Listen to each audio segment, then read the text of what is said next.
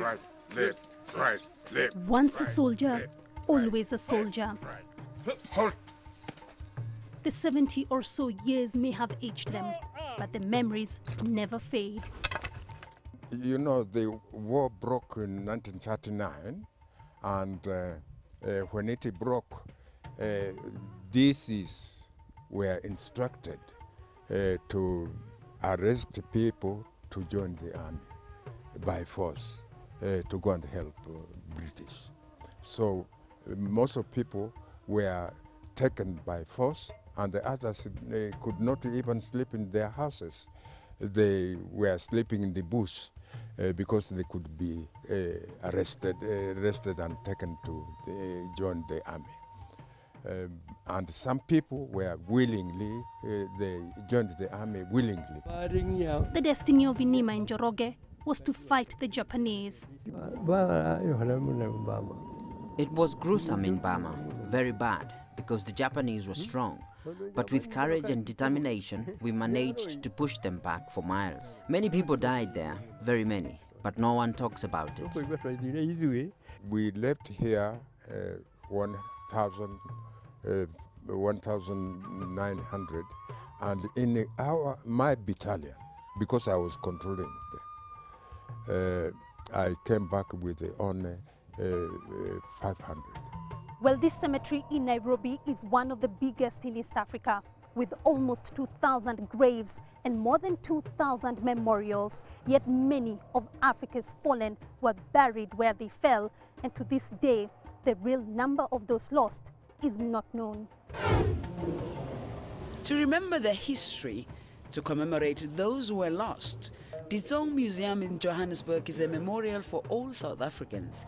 One of the biggest controversies stems from South Africa's history of racial discrimination before 1994. The government during the war would only give weapons to white people. So other South Africans could enlist, but they were not allowed to fight.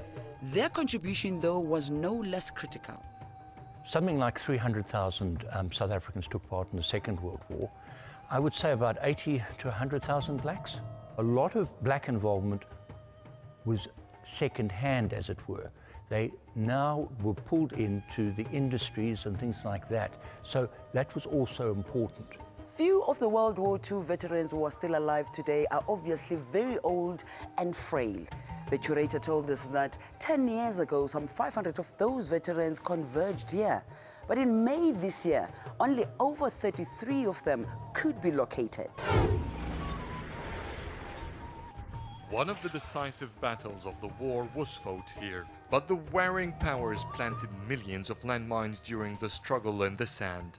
Most are still here and still lethal. That war is still going on in Egypt. The explosive remnants of the Second World War are still capable of inflicting very serious harm on us, able to kill people, to maim people, until today. A few days ago, I was told of incidents that claimed the life of one guy and two injuries. Demining has been underway since 2007, but so far less than 0.5% of the territory has been cleared. Money and expertise are always the problem.